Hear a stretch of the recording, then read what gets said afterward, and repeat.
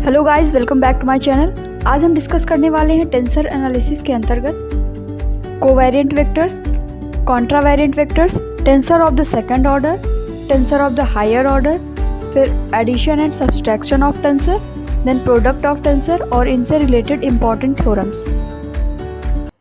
सो आइए स्टार्ट करते हैं, लेकिन उसके पहले हमें समझना होगा जो हम टेंसर एनालिसिस पढ़ने जा रहे हैं इसमें टेंसर क्वांटिटी का मीन्स क्या होता है। तो देखिए, बहुत सारी फिजिकल क्वांटिटीज़ ऐसी होती हैं जिनमें एक से ज़्यादा डायरेक्शन होती है और उनको रिप्रेजेंट करने के लिए कुछ मैथमेटिकल एंटिटीज़ की ज़रूरत पड़ती है जिन्हें हम टेंसर कहते हैं। अब जो स्केलर और वेक्टर होते हैं ये टेंसर के एक स्पेशल केस हो सकते हैं। सो आइए कुछ टर्म्स को पहले समझ लेते हैं, जैसे कि सबस्क्रिप्ट क्या होता है और सुपरस्क्रिप्ट क्या होता है। An index is called subscript और superscript according as it is placed in lower और upper position of a quantity.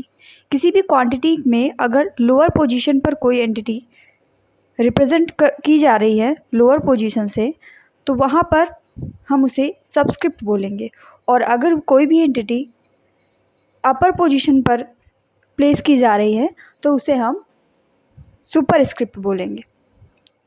इसके बाद में आता है कॉन्सेप्ट फ्री इंडेक्स का। हम समझते हैं कि फ्री इंडेक्स क्या होता है और डमी इंडेक्स क्या होता है। An index which occurs only once in a given term is called free index. It is also known as real index और आइडेंटिफाइड इंडेक्स। तो यहाँ पर हमें समझना होगा कि एक ऐसा इंडेक्स जो केवल किसी भी गिवन टर्म में केवल एक बार यूज होता है। अब इस टर्म में आप देख पा रहे हैं कि आई और के केवल एक बार यूज हुए हैं, सो ये क्या हुए, फ्री इंडेक्स हुए। जबकि यहाँ पर हम देख पा रहे हैं कि जे जो है दो बार आया हुआ है, एक सबस्क्रिप्ट में भी एक सुपरस्क्रिप्ट में भी आया हुआ है। तो यहाँ पर जो डमी इंडेक्स हो जाएगा वो हमारा जे हो जाएगा। Then what is dummy index? An index which occurs twice in the term so that the summation convention applies. यहाँ पर डमी इंडेक्स जे हो जाएगा और इसे हम समेशन इंडेक्स भी कहते हैं। अब हम आते हैं टेंसर अलजेब्रा में, लेकिन इसके पहले हमें समझना होगा कि जो कोऑर्डिनेट होते हैं उनका ट्रांसफॉर्मेशन क्या होता है। जैसे कि आप किसी भी सिस्टम में कुछ कोऑर्डिनेट को कंसीडर कर लीजिए x1, x2, xn तक, और उस सिस्टम में जो भी स्पेस है, मान लिया कि vn है, अब उसका ट्रांसफॉर्म होकर के किसी अदर स्पेस में, किसी अदर सिस्टम में ट्रांसफॉर्मेशन अगर हो रहा है कुछ इंडिपेंडेंट रिलेशंस के थ्रू, तो वो हमारी जो सिंगल वैल्यूड फंक्शंस निकल करके आते हैं n वेरिएबल्स के लिए, तो वो हमारे ट्रांसफॉर्म्ड वेरिएबल्स होते हैं। और ये ट्रांसफॉर्मेशन किसी भी रूल के अकॉर्डिंग हो सकता है। तो आइए अब समझते हैं कि कॉन्ट्रावेरिएंट का क्या कॉन्सेप्ट है। Let A I B N functions of the coordinate x1, x2 dot dot xn if corresponding function a bar I of the coordinate x bar 1, x bar 2, x bar n transform according to the contravariant law namely. अब contravariant law क्या होता है, यहाँ पर हमें समझना है कि जैसे हम किसी एक सिस्टम से दूसरे सिस्टम में ट्रांसफॉर्मेशन देख रहे हैं, और वो ट्रांसफॉर्मेशन हमारा कैसे हो रहा है, एक सिस्टम के जो वेरिएबल्स हैं वो हमारे x1, x2, xn है, और वहीं पर दूसरे सिस्टम के जो वेरिएबल्स हैं उनको हम कंसीडर करते हैं x बार 1, x बार 2 डॉट डॉट x बार n। तो इनको हम कॉन्ट्रावेरिएंट लॉ के अकॉर्डिंग अगर ट्रांसफॉर्म करें तो वो वेक्टर हमारे कॉन्ट्रावेरिएंट वेक्टर कहलाते हैं। अब कॉन्ट्रावेरिएंट लॉ क्या कहता है, a बार i की वैल्यू होती है del x bar i over del X J A J. तो इस रूल के अकॉर्डिंग अगर हम ट्रांसफॉर्म करेंगे तो हमारा वेक्टर क्या कहलाएगा, कॉन्ट्रावेरिएंट वेक्टर कहलाएगा। ध्यान रखेंगे यहाँ पर जो हमारा बार वाला टर्म आता है वो ऊपर आता है, न्यूमरेटर में आता है। इसी के साथ साथ एक मोस्ट इम्पॉर्टेंट थिंग ये याद रखेंगे कि contravariant vector is also called contravariant tensor of the first order, यानी कि रैंक 1 का इसे हम कॉन्ट्रावेरिएंट टेंसर कहते हैं। सिमिलरली हम समझते हैं कोवेरिएंट वेक्टर का कॉन्सेप्ट। तो यहाँ पर A I be a function of coordinate x1 to xn if corresponding function a bar i of the coordinates x bar 1, x bar 2 dot dot x bar n transform according to the covariant law। यहाँ पर जो transformation हो रहा है उसमें किस law के according changement हो रहे हैं, कोवेरिएंट लॉ के अकॉर्डिंग। अब कोवेरिएंट लॉ क्या होता है, यहाँ पर a बार i की वैल्यू होती है डेल एक्स जे ओवर डेल एक्स बार आई ए जे। यहाँ पर जो एक्स बार आई यूज़ होगा, यानी कि जो हमारा सुपर स्क्रिप्ट में यहाँ पर जो एक्स बार आई है वो हमारा डिनोमिनेटर में रहेगा। फिर यहाँ भी एक इम्पॉर्टेंट पॉइंट सेम है, covariant vector is also called covariant tensor of the first order. Covariant vector को हम क्या कहते हैं? फर्स्ट ऑर्डर का कोवेरिएंट टेंसर कहते हैं, यानी कि इसकी रैंक 1 होती है।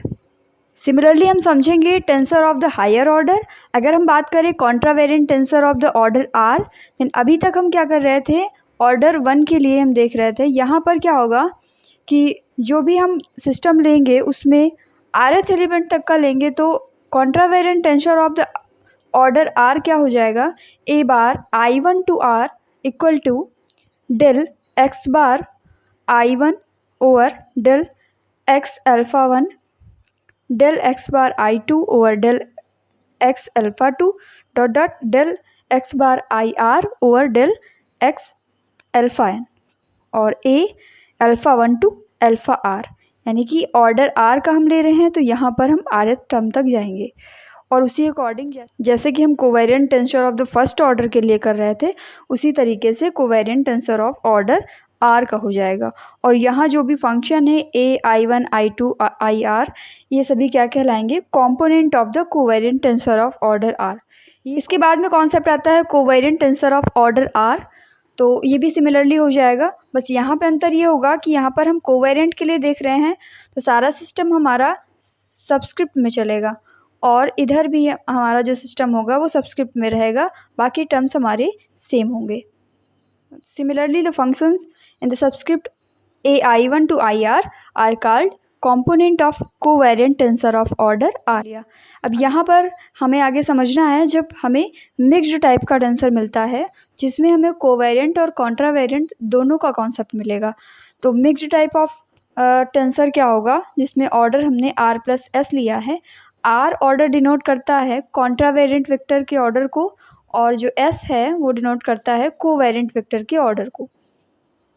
सो यहाँ पर हम मिक्स्ड टाइप ऑफ टेंसर के लिए क्या करेंगे, अगर हमने यहाँ पर a बार एक ट्रांसफॉर्म टर्म कंसीडर किया हुआ है तो उसके लिए मिक्स्ड टेंसर क्या हो जाएगा, यहाँ पर हमारा सुपरस्क्रिप्ट और सबस्क्रिप्ट दोनों का कॉन्सेप्ट लगेगा, यानी कोवेरिएंट और कॉन्ट्रावेरिएंट दोनों चीज़ें अप्लाई होंगी। तो उसी के अकॉर्डिंग यहाँ पर फॉर्मूला कैसे चेंज होगा, पहले हम i1 से लेकर के ir तक जाएंगे, नीचे हमारा क्या रहेगा डिनोमिनेटर में अल्फ़ा 1 टू अल्फ़ा r, और साथ में हमारा बीटा 1 से बीटा s तक जाएगा सिस्टम, उसके बाद j1 से js तक जाएगा, और लास्ट में जो a रहता है वो a भी अल्फ़ा 1 से अल्फ़ा r और बीटा 1 से बीटा s तक जाएगा। तो इस तरीके से जो फंक्शन डिफाइन होता है उसे हम mixed tensor of order r plus S बोलेंगे, और ये काइंड इसका क्या होगा, r कॉमा एस काइंड का ये होगा। इसके बाद में हमारा कॉन्सेप्ट आता है addition and subtraction of tensors. Two tensor of the same kind can be added और सब्ट्रैक्टेड, यानी कि जो दो टेंसर अगर सेम टाइप के हैं, सेम काइंड के हैं, तो हम उनको जोड़ सकते हैं या फिर उन्हें घटा सकते हैं। इसका सेंस ये हुआ, थ्योरम दी हुई है, the sum of the two tensor of the same kind is again a tensor of same kind, यानी कि अगर हम दो अलग अलग कोई भी टेंसर लेते हैं और वो सेम काइंड के हैं, तो जो उनका सम होता है या फिर जो डिफरेंस होता है वो भी उसी काइंड का होगा। जैसे कि हमने r और s के लिए लिया हुआ है, तो r और s ही हमारा एडिशन या सब्सट्रैक्शन का ऑर्डर आएगा। देखते हैं इसका प्रूफ कैसे होगा।